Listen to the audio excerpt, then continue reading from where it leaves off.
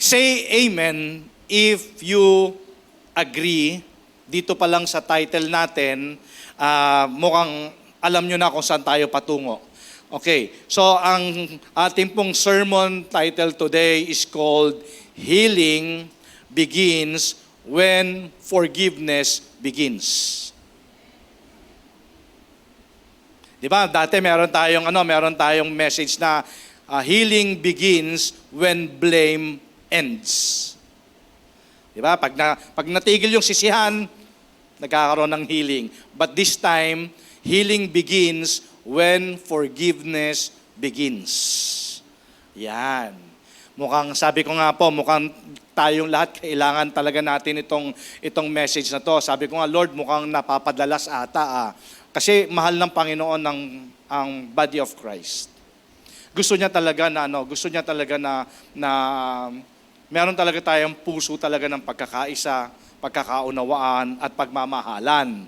Amen. So, okay. So, ito pong message ngayong umaga, gusto ko po na maintindihan natin na ano ang isa sa mga dahilan bakit nagkakaroon tayo ng mga tinatawag na yung sickness. Diba? Bakit natin kailangan ng healing?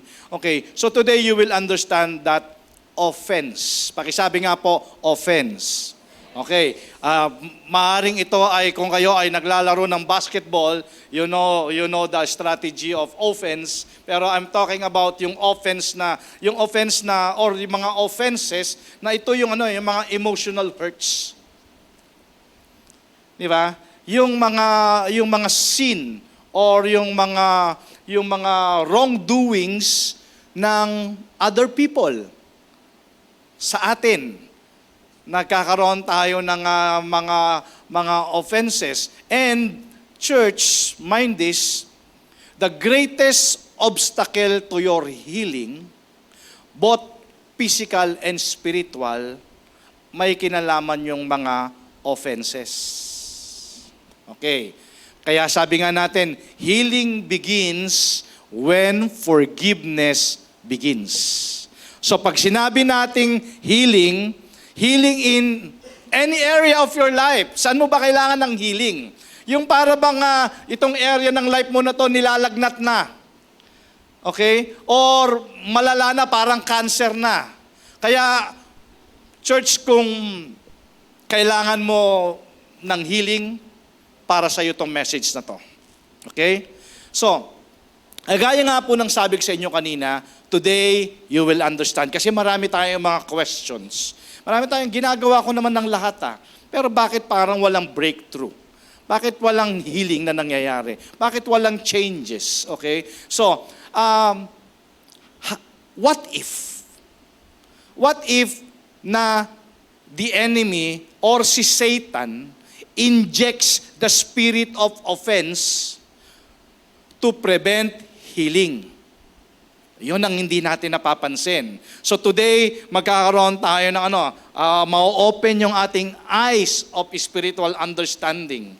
Okay? Yung ating eyes of faith na meron palang area ng life natin na na-neglect natin, hindi natin napapansin na nag-e-enjoy si Satan dito sa area na to. Okay? So, sabi ko nga po, what if na kaya pala hindi natin nararamdaman yung breakthrough o yung healing kasi si Satan nag-i-inject siya ng spirit of offense to prevent healing. Okay? Kasi nga, yung offense could be the greatest obstacle to your healing. The offense you never released. Nandyan lang yan. Napakatagal na. Okay, so mas lalo natin maintindihan as we go along. Okay, but first, ano ba ibig sabihin ng offense? Ulitin po natin. Ito yung mga wrongdoings . Okay, ito yung mga sin. Ito yung evil doings, fault by other people that creates emotional hurts. Hindi lang ito basta physical hurts . Panloob. Di ba? Kaya nga sabi, sama ng loob. Amen. So, may natututunan ba so far? So, talaga, I'm just trying to explain it the simplest na pwede ko para maano natin, ma-absorb natin. Okay? So, offense is one of the most subtle spiritual weapon of the enemy. And it enters quietly through betrayal. 'Di ba? Doon na nakukuha natin 'yun minsan, 'di ba? Doon yung mga yung offense na nakakaramdam tayo ng mga emotional hurts, 'di ba? Dahil sa betrayal, talagang the closeness and then nagkaroon ng betrayal, rejection. Okay? Or even misunderstanding. Nakukuha natin 'yan, yung offenses na 'yan. Okay, even criticisms. Diba? Yung lagi na lang tayong nakikriticize. Or sometimes disappointments or even unanswered expectations. So, very subtle talaga si Satan eh. Okay, nag-i-inject siya ng offense na hindi natin namamalayan sa life natin, sa heart natin, and ito yung greatest obstacle doon sa healing na hinihintay mo. Okay, so it rarely announces itself. Hindi naman siya magpapaalam kung kailan siya dadating eh. Diba? Sudden na lang, bigla ka na lang na-offend. Diba?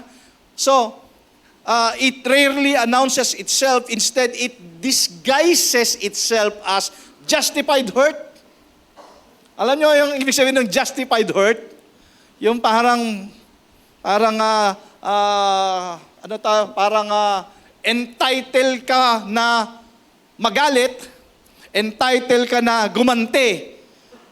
Because it's so-called justified hurt. Nasaktan ka eh. Sabi nga nila, hurt people. Amen. So, it disguises itself as justified hurt, but underneath that pain, it slowly builds a prison around the heart. Hindi natin napapansin yun. Kaya nga sabi ko, yung enemy, very subtle eh. Di ba? Yung scheme niya talaga eh. Alam niya talaga. Kilala tayo ng enemy. Kilala tayo ng devil. Pagkapanganak pa lang natin, alam niya na kung ano tayo. Alam niya kung ano yung weakness natin. Diba? Alam niya kung ano yung gagamitin niya para sa atin. Sabi nga, di ba, the devil comes only to steal, kill, destroy. Okay. So, yun yung definition ng offense. Okay. So, it is impossible to live in the world and not encounter offenses. Meron bang kahit isang tao dito, mapabata o mas nakatatanda, na hindi nakaranas ng offenses? Wala, di ba? Lahat tayo, di ba? Amen? Kayong mga youth, pwede nyo ba sabihin na, hindi, kahit minsan walang nag-criticize sa akin. Kahit minsan hindi ako na-disappoint. Wala, di ba? Lahat tayo, di ba? Nakaranas ng ganon. Yet we are shocked na na-amaze pa tayo when it happens. In Book of Luke, chapter 17, verse 1, ito po, basahin natin. Sabi dito, then said he unto the disciples, it is impossible, si Jesus it is impossible but that offenses will come. But woe unto him through whom they come. Alam niyo po, sabi dito, imposible na sa buong pagkatao natin, sa buong buhay natin na hindi tayo makaranas ng offenses.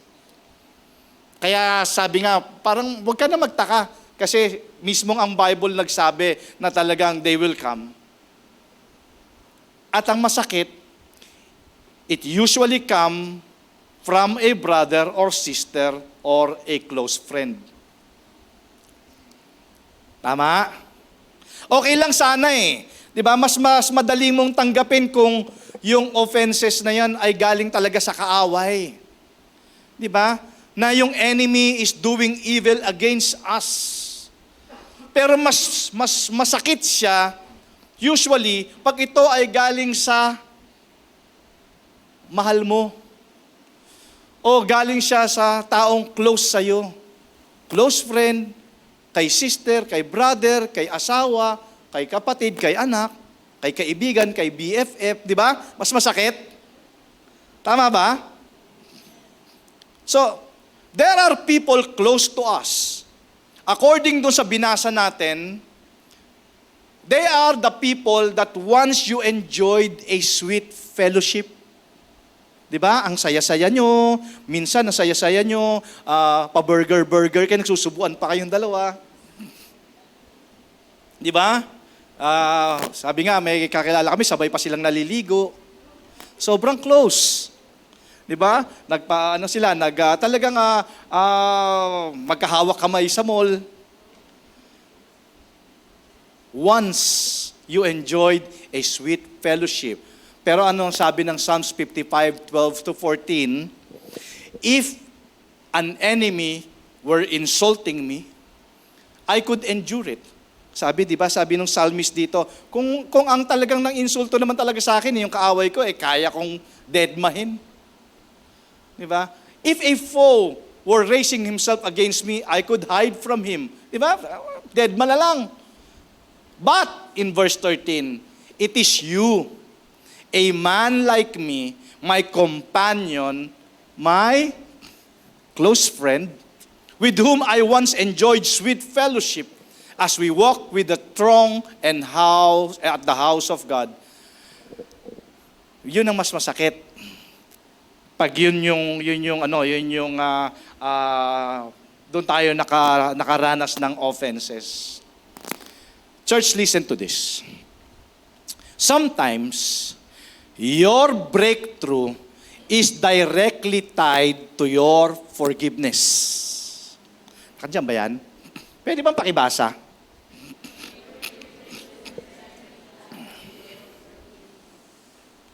Minsan napapatanong ka, nagpe-pray naman ako, nagde-declare, nagke-claim, nagsiserve, nagpa-fasting, nagta-tithing. But many believers pray for healing with fast and sincerity. Pinangahawakan nila yung God's promises, and yet they wonder why their breakthrough seems delayed. Delayed lang naman. Hindi naman denied. Delayed lang. Di ba? Napapatanong, ba't ganun?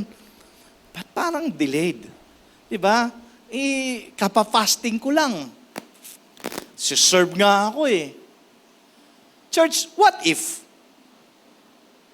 What if the enemy's greatest strategy is not always sickness itself? Kasi alam naman natin, ang karamdaman, hindi galing sa Panginoon. Alam natin yon, di ba? Hindi galing kay Lord ang sickness. Okay, so what if the enemy's greatest strategy is not always sickness itself, but the hidden poison of offense? Kaya hidden siya, di ba? Kasi nga hindi natin napapansin, hindi natin namamalayan. Poison na pala siya sa heart natin. Kaya nga sabi ko po sa inyo kanina, hindi natin napag-uusapan madalas. Di ba? Pero paano nga kung ito nga yung strategy ni Satan sa'yo? Di ba? Ba't ganun, Lord? Hawak ko naman ng faith. Di ba? Hawak ko naman yung mga promises mo. Dinideclare ko nga lagi yung Jeremiah 29:11. Tapos sabi mo pa in John 10:10 na, Lord, yung future ko talagang, hawak mo talaga. Diba? Pero ba't parang merong mga hindrances? Bakit parang may mga pumipigil sa blessing ko? Di ba kayo napapatanong ng ganon? See? Di ba? Parang yung breakthrough is delayed. Again, ulitin natin. Offense is one of the most subtle spiritual weapon of the enemy, si Satan. It enters quietly, di ba? Hindi natin napapansin na it enters quietly through betrayal. Karoon ka na kaagad ng offense. Nakaranas ka ng rejection, offense na kaagad yon. Misunderstanding, criticism, di ba? Nagpakapagod ka, nagpakaganda ka, tapos sasabihan ka lang ng pangit. Di ba? Disappointments or even unanswered expectation. Again, it rarely announces itself. Di naman siya magpapaalam, kakatok, bukas may disappointment ka. Walang ganon. Okay, di ba? It quietly enters. So, instead, it disguises itself as justified hurt. Ayun na. Yun ang pumapasok. Pag ginastify mo na yung feelings mo, di ba? Pag ginastify mo na yung hurt mo, doon na pumapasok yon. Underneath that pain, it slowly builds a prison around the heart. Ayun na yon, nandun na yon. Kaya napansin niyo yung sama ng loob, 5 years, 10 years, 15 years, 20 years, nandun. Diba? Pilit mo naman siyang hindi inaalala, pero pag naalala mo, narinig mo yung pangalan. Sa TV lang, narinig mo yung pangalan, kumulo na yung dugo mo, no? Diba? Tama? Kasi nandun siya. Nag-build siya ng prison around the heart. Kaya nga, Jesus warned us. Sabi again in Luke 17:1, it is impossible that no offenses should come. Diba? Itong Luke 17:1, pansinin niyo po, hindi sinabi ni Jesus na yung mga offenses ay hindi dadating. Ang sinabi niya, unavoidable to. So therefore, it is impossible to live in this world na hindi ka naka-encounter ng betrayal, rejection, misunderstanding, criticism, disappointment, or even unanswered expectations. So wag tayong masyak. Kasi sabi na nga ni Jesus, di ba? It's impossible na hindi ka makaranas niyan. So the question, brothers and sisters, is not if offense will come. Hindi yun yung question eh. Dadating ba yung offense? Yes, sabi ni Jesus, sure. So hindi na question. Ang question is, ano ang gagawin mo when it arrives? Okay? So, church, offense open doors that faith cannot close. Sabi mo nga, hawak mo naman ng faith. Nagsiserve ka naman. Lagi ka namang nasa church. Pero bakit ganun? Parang delay yung breakthrough. Yung pala, kailangan mo lang talagang mag-forgive. Kasi, even if you have faith, di ba, yung offense, hindi niya mako-close yung door na yun eh. Kasi ang meron ka lang, kailangan talagang gawin. You need to forgive. Because faith and offense cannot flourish in the same heart. Hindi pwede magsama yung yung love at saka yung anger sa puso natin. Hindi pwede magkasabay yun. Dapat isa lang. Hindi pwedeng yung faith at saka yung offense, nagpo-flourish siya, sabay siya sa heart natin. Pwede ba yon? Sabay? Ngayong linggo, punong-puno ka ng pananampalataya. Bukas, punong-puno ka ng galit. Hindi talaga po pwede. Hindi sila pwedeng sabay. Okay? So, the enemy understands something many believers overlook. Ito yung sinasabi natin. Hindi natin napapansin tong area ng life natin na to. Pero alam ng enemy yan, alam ni Satan yan. Because a wounded heart struggles to receive what God freely gives. Kasi nga, sugatan nga yung puso mo eh. Okay? Because when bitterness grows, the soul becomes occupied with pain instead of God's promises. Nakikita mo ba yung sarili mong ganyan minsan? Diba? Hindi ka na makakonsentrate sa word, hindi ka makakonsentrate sa pangako ng Diyos kasi punong-puno nga ng bitterness yung puso. Diba? Kaya nga sabi, papahinga muna ako, lalayo muna ako. Hindi mo alam, nag-build na ng offense sa heart mo ang enemy. Hindi mo napapansin. Kaya ngayon, gina-justify mo yung hurt na yun. Diba? Kaya meron ka ng karapatang magalit. Kaya may karapatang ka ng gumanti. Because you justify the hurt. Because the bitterness grows. So, ang focus mo ngayon, yung galit. Hindi ka na nakapokus doon sa pangako ng Diyos. In book of Hebrews chapter 12 verse 15, sabi po dito, see to it that no one falls short of the grace of God. See?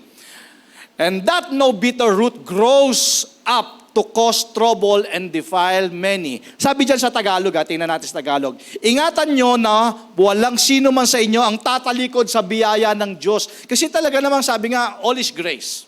Bukang bibig natin yon. Okay? So, sabi dito, at huwag ninyong hayaang umiral ang samaan ng loob sa inyo. At marami ang madamay. Totoo ba yon? Na paggalit ka may nadadamay? Because bitterness never stays private. Yung justified hurt na yon, hindi yun nagsistay private. Yung sa'yo lang, hindi. Magte-text ka kay sister. Magte-text ka kay brother. Magsusumbong ka. Di ba? It never stays private. It contaminates relationships. Gusto mo, pag galit ka sa kanya, galit na rin ako. Di ba hindi naman ganun ang gusto ng Lord? Di ba dapat tayo, na-unite tayo, nagkakaisa tayo. Hindi porke galit ka sa kanya, galit na rin ako. Meron din kaming relationship noon. Amen?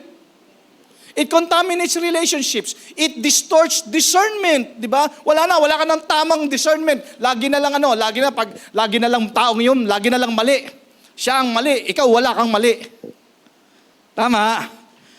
O, kita nyo, hindi na pag-uusapan, di ba? At walang nagsasabi sa iyo niyan. Pag merong offense, yung other party ang laging mali, ikaw hindi. Wala kang mali, pero wala ka ring tama. Amen. Totoo, di ba? Totoo yun. Laging ganun, hindi mo nakikita yung sarili mo na meron ka ring nagawang mali. It distorts discernment. Even it weakens prayer. O, sabihin mo, di ba, pag may sama ka ng loob, parang ayaw mo mag-pray. And it even silences worship. Ayoko mag-church. Ayoko makita yung tao na yun. Di ba? Hindi naman yung tao na yun ang pinuntahan mo, si Lord ang pinuntahan mo eh. Di ba? Tama ba? Amen? Si Lord puntahan mo, wag yung tao na yun. Wala namang kayong away ni Lord eh. Amen. Sabi mo sa katabi mo, hindi naman kami magkaaway ni Lord eh.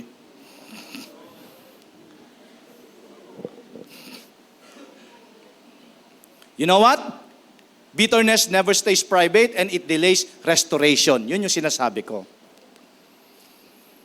You pray, you fast, you tithe, you serve. But the restoration delays. Kasi hindi mo alam. Tingnan natin ha. Because healing begins in the heart before it manifests in the body. Meron ako yung kukwento sa inyo. Kasi ang healing, both physical and spiritual. Okay? Naniniwala din ako na of course, yung salvation natin, healing sa atin yun. Binigyan tayo ng free salvation ng Panginoon. Amen? Pero meron akong kilala, hindi ko na lang papangalanan. Meron akong kilala, ito ang tawag dito ay spiritual sickness that needs spiritual healing. Okay? Meron akong kilala. Very close naman siya kay Lord. Sabi niya, nagsiserve din naman siya kay Lord. Offering din naman siya kay Lord. Okay? Pero one day, nagkaroon siya ng isang karamdaman. Ito naniniwala ako na merong spiritual sickness eh. Nagkaroon siya ng karamdaman for about 3 years. Pabalik-balik siya sa doktor. Hindi makita kung ano yung sakit niya. Sabi na, doktor, wala ka namang sakit eh. Pero madaling araw, sumisigaw siya, tumatayo siya sa pagkakatulog niya. Saan ka nakakita na yung tick ng wall clock? Tick, tick, Nai-irritate siya hanggang sa pinapalo niya ng martilyo. Ganun na yung nararamdaman niya. So, for about 3 years, pabalik-balik sa doktor, pero hindi makita ng doktor yung sakit. Hindi makita ng doktor. Sabi, doktor, wala ka naman sakit eh. Okay. Ngayon, isang araw, ginising siya ng Lord. Early in the morning, ginising siya ng Lord. Alam mo, sabi sa kanya ng Lord, tumayo ka. Puntahan mo yung tao na pakiramdam mo, na-offend ka. Reconcile, forgive. If it's necessary, forgive. Early in the morning, pinuntahan niya yung tao na yon. Nag-usap sila, nagkapaliwanagan, nagkapatawaran. Pag-uwi niya ng bahay, kinuwento niya sa pamilya niya na ito yung nangyari, na ito yung sinabi ng Lord sa kanya. Alam niyo ba? Afterwards, nawala yung sakit.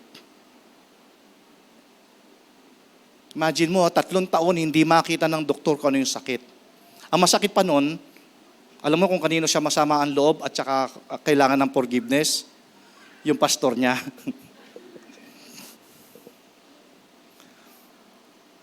See, nakita ko na meron talagang spiritual sickness. Hindi kaya ng biogesic, kapatid. Hindi kaya ng antibiotic. Ang kailangan magpatawad. That moment na nagpatawad siya, nawala yung sakit. Now, baka merong sa inyong ganun dito. Baka ang tagal-tagal na niyan, hindi nawawala. Diba? You fast, you pray, you serve, pero ang kailangan mo pala ay forgiveness. Because God is deeply concerned about the condition of your heart. Many people seek healing for their bodies while carrying wounds in their spirits. Wala namang ibang great doctor kundi si Jesus eh. Di ba? Si Jesus lang naman yung He can heal both physical and spiritual. Sometimes God first touches the hidden places no one sees before He transforms the outward condition everyone notices. Ibig sabihin nito, aayusin muna ng Lord yung loob bago niya ayusin yung labas. Puso muna. Kaya ano sabi ng Proverbs 4:23, above all else, guard your heart. For everything you do flows from it. Everything flows from the heart. Ano ba yung nandyan? Nandyan yung faith, nandyan yung joy, nandyan yung peace, nandyan yung hope, nandyan yung compassion. So if offense corrupts the heart, it begins affecting every area of your life. Kaya sabi ng Proverbs 4:23, above all else, bantayan nyo yung puso ninyo. Kasi pag nakorap yan, maapektuhan yan ang buhay nyo. And church, mind you, Satan knows that offense interrupts spiritual flow. Alam niya, kaya kita mo hindi mo pansin. Di ba, hindi mo pansin, doon ka na pala dinadala. Okay? The enemy cannot stop God's power. Wala naman talaga siyang kakayanan sa Panginoon natin. Di niya kaya ang kapangyarihan ng Diyos. And talagang absolute talaga yon. Talagang the God whom we serve, our Father in heaven, He is the sovereign God. Di ba? Devil cannot stop God's power, but he constantly tries to stop people from positioning themselves para receive yung blessing ng Panginoon. Positioning yourself, ibig sabihin, pag hindi mo binatayan ng puso mo, makukurap yan, so mawawala ka sa posisyon. Mababox out ka. Tama? Papaano? Through division, through unforgiveness, through wounded relationships, through pride, through disappointments. Ang tagal na nga. Siguro, itong taon lang na to, naka 5 beses na akong nag-preach about forgiveness. Because Even pride, di ba? Sabi na nga ng Lord, patawarin mo na kasi ang dami kong blessing na papunta sa iyo, pinipigilan. Amen. Because the devil plants a single offense. Single lang yan, ha? Una lang, isa lang yan. Ano lang, sige, ano lang. Sabi ni devil, plantahan lang kita ng ano lang muna, ng criticism. Di ba? Hindi ka lang na beso-beso, imagine nyo. Di ba? Hindi ka lang na beso-beso, na ano ka na, nagtanim ka na ng sama ng loob, 20 years.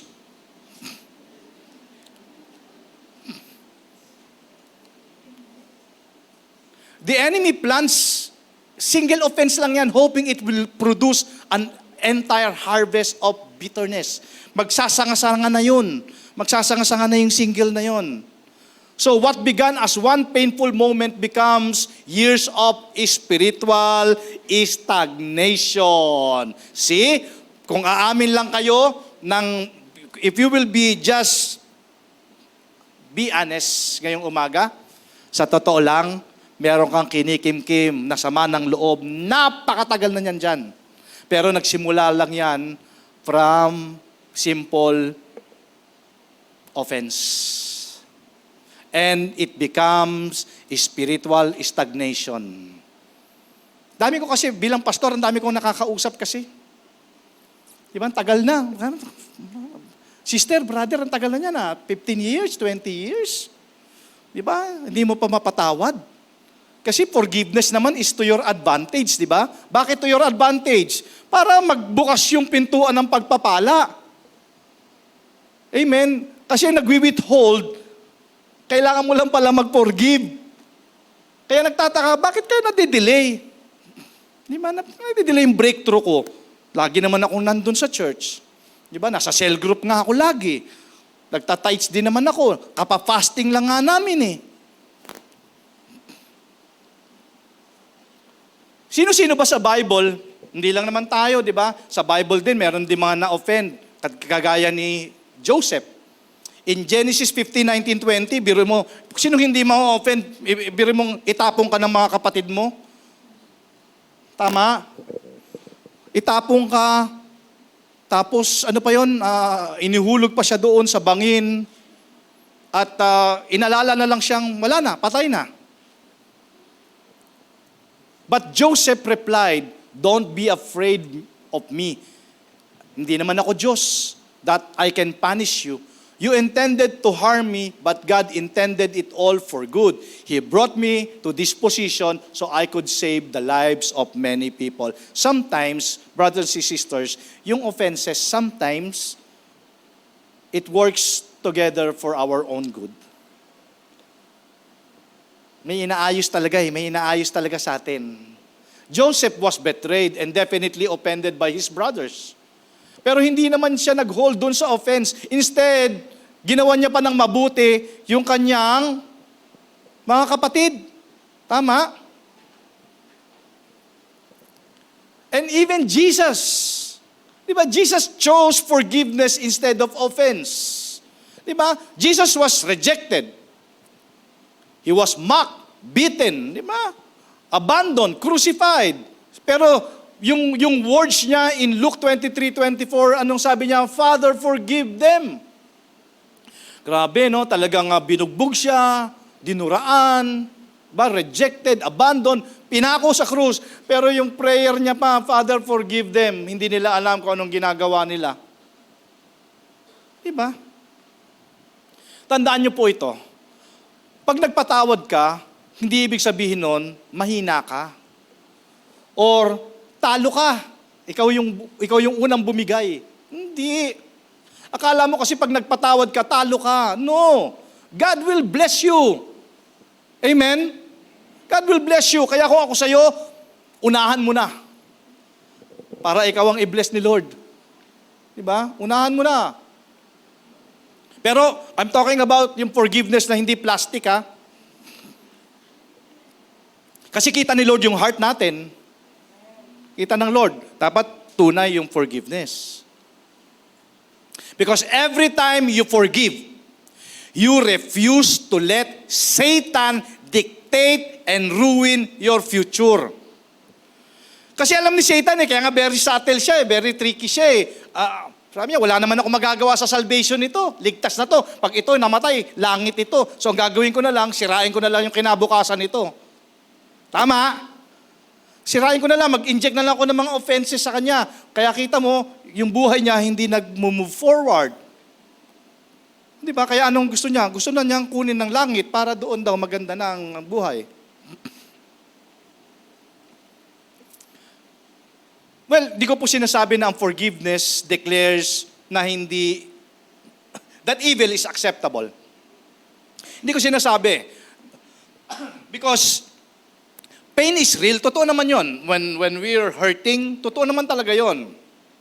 But it declares that Christ is greater than the evil that happened. Pero minsan, may ina-ask si Lord for us to release what we have every reason to hold on to.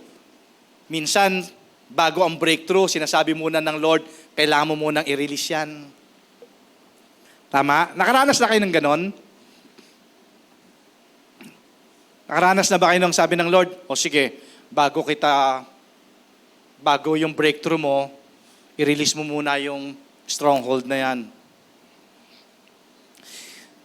Because the future na pinrepair sa atin ng Lord is greater than the past that wounded us. Sabi ko nga sa inyo, pain is real, totoo yun. Hurting is real. If you're hurting, totoo naman yun. Nga lang, yun yung nag-hold ng future natin Kaya dapat meron, sometimes God asks us to release. In book of Ephesians, chapter 4, verse 31 to 32, it says, get rid. Tama ba? Diba? Get rid of all bitterness. Ang dami pala, all bitterness. Ilang klase ba yung sama ng loob? Get rid of all rage and anger. Diba? Tama. Hindi na ikaw yung dating, hindi ka na magagalitin ngayon. Konting masagi lang, galit na. Di ba? Get rid nga, sabi ng Ephesians, so be kind and compassionate to one another, forgiving each other just as in Christ God forgave you. Tayo nga, di ba? Sabi nga kanina, huwag niyo kalimutan, sana yung biyaya ng Diyos, yung grace ng Panginoon. Kasi kung tayo nga ay nakatanggap ng kapatawaran sa Diyos, sino tayo para hindi magpatawad? Amen. And because of that, brothers and sisters, healing begins when forgiveness begins. Do you agree? Amen? May natututunan? Kaya nga, sometimes yung healing flows where surrender begins. Yung meron ka ng sinurrender, ito yung naririnig natin sa Tagalog na, pagpapasa Diyos ko na lang siya. Bahala na si Lord sa kanya. Di ba? Pero, brother, sister, I forgive you. Sincerely.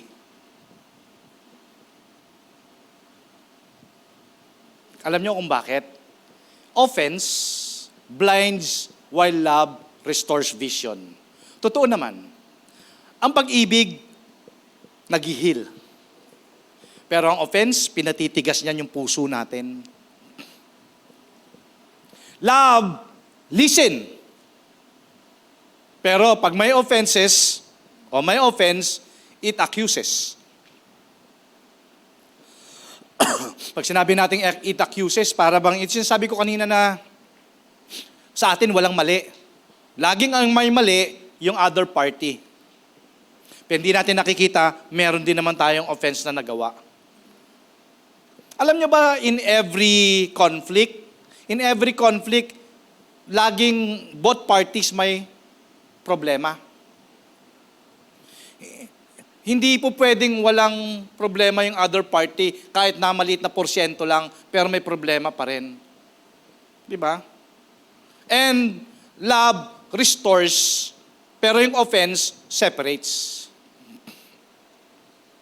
Amen ba yon? So, let the Holy Spirit continually invites us.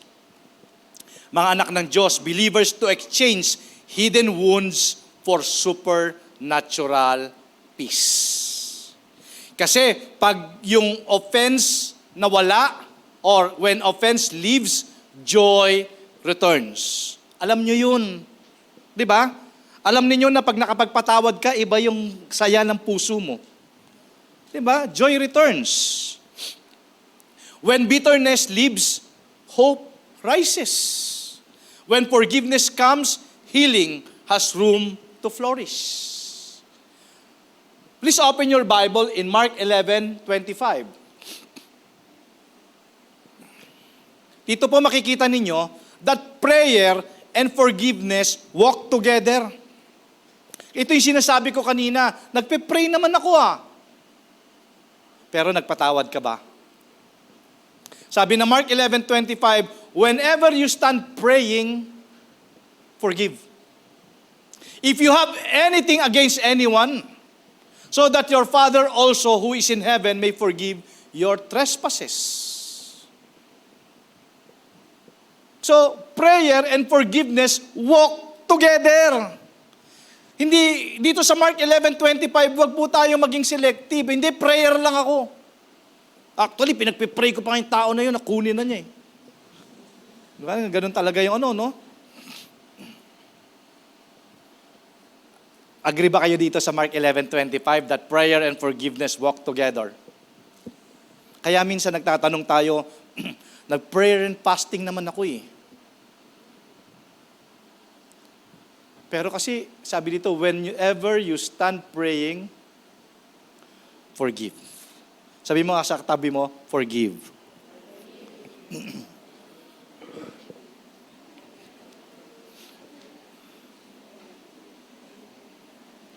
Alam nyo ba, dito magaling ang enemy, ang devil, si Satan.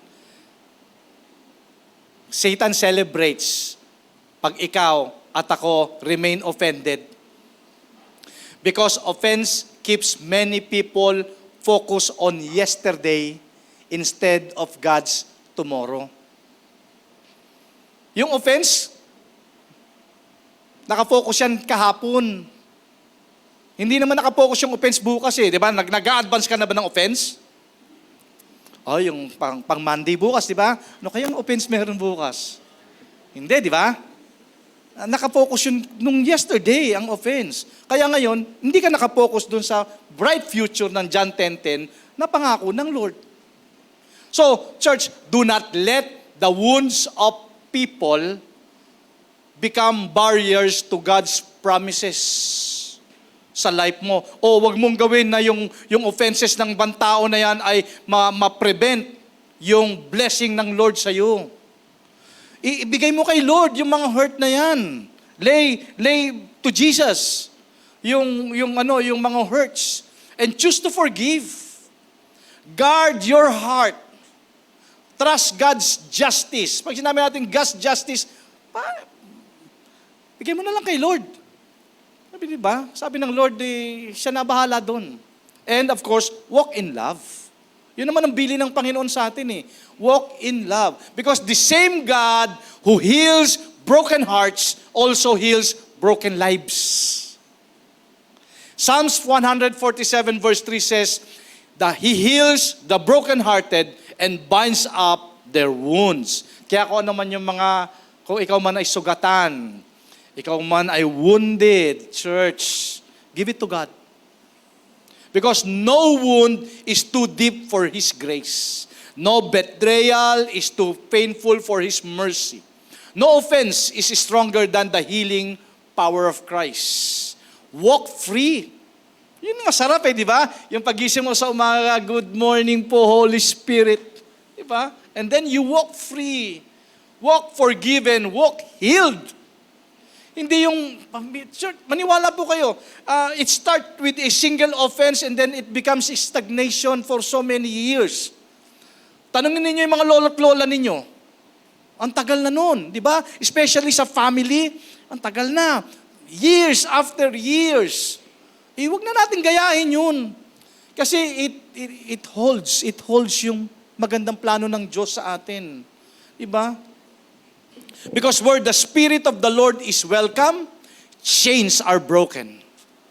Hearts are restored and healing flows. Now, question before we end. Meron ba kayong offense that you've been carrying na inaas ng Lord today for you to surrender? So that He can begin a deeper work of healing in your life. Meron ba kayong makasasagot niyan? I just realized,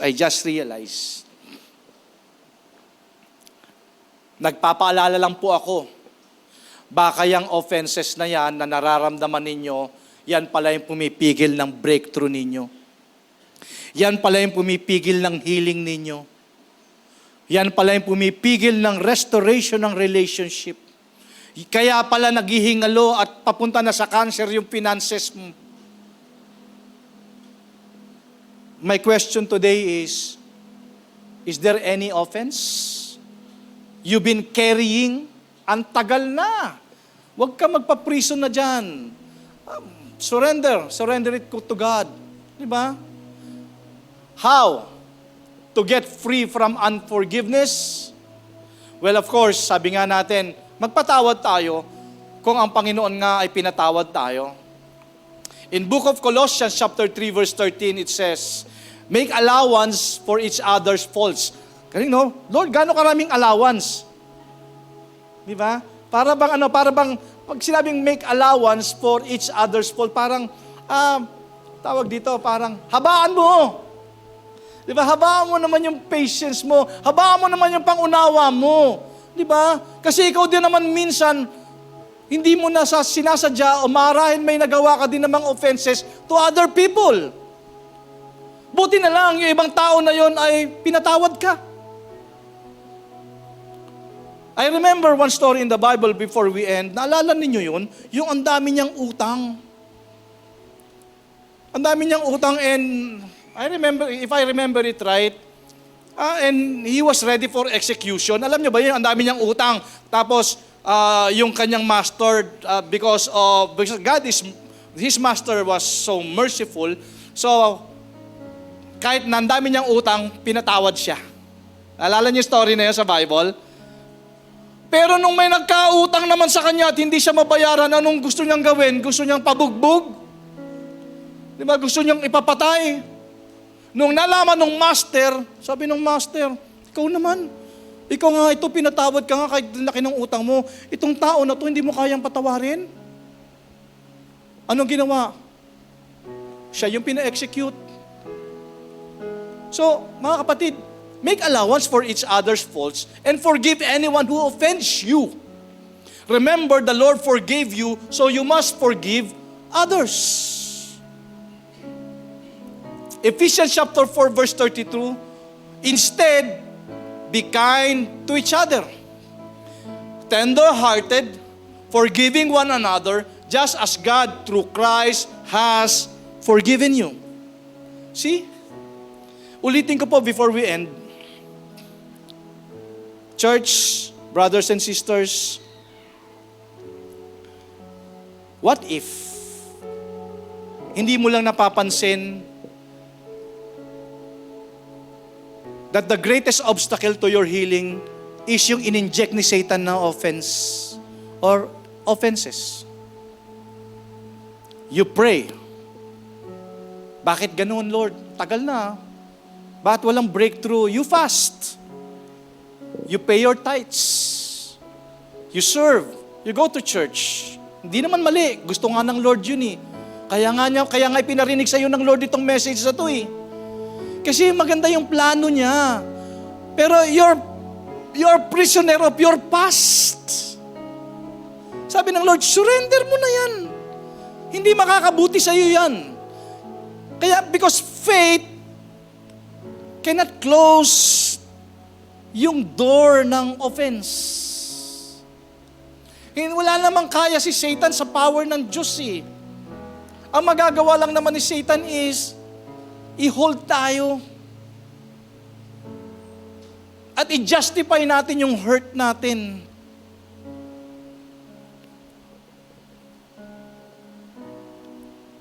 What if nga, ngayong araw na to, if you release that forgiveness, then breakthrough comes. What if? What if yun lang palang hinihintay for healing your body? What if gaano karami ng relasyon ang na-restore dahil sa pagpapatawad? Amen? What if? Sabi ng Bible, ano sabi sa Bible? Ulitin natin. Before we end,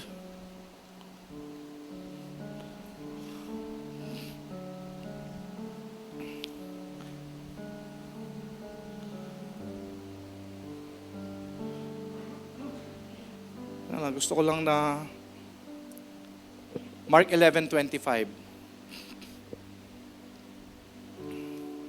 Whenever you stand praying, so every time you stand praying, every time you close your eyes to pray, forgive. If you have anything against anyone, so that Father also who is in heaven may forgive you your trespasses. Mga kapatid, alam nyo ba, sa upper room, if you're familiar with communion, isa sa mga last na message ni Jesus Christ to His disciples, bago siya mamatay. Alam naman natin, pag ang tao mamamatay na, yung huling habilin, napaka-importante. Tama? Naalala ninyo kung ano yung huling habilin ni Jesus bago siya mamatay? Sabi niya sa mga disciples, love one another as I have loved you. Magmahalan kayo kung papaano ko kayo minahal. We are body of Christ. Kung sa katawan ni Kristo, if believers, if children of God ay hindi magmamahalan, ano makikita ng mga taong nasa labas kung hindi tayo nagmamahalan? Anong makikita nila kung hindi tayo marunong magpatawad? Because we are God's extension of His love. Di ba? And yung forgiveness, sabi nga natin, you cannot give what you don't have. But we receive forgiveness, so we can forgive. Amen? Amen ba yun? So please close your eyes, brothers and sisters. Close your eyes. And pray. Pray. But in Jesus' name, while you're praying, sabi, forgive. Forgive if you have anything against anyone. And I declare by faith in the name of Jesus Christ, pag ginawa mo yan, I speak and declare breakthrough in your life. Breakthrough. Breakthrough in all areas of your life.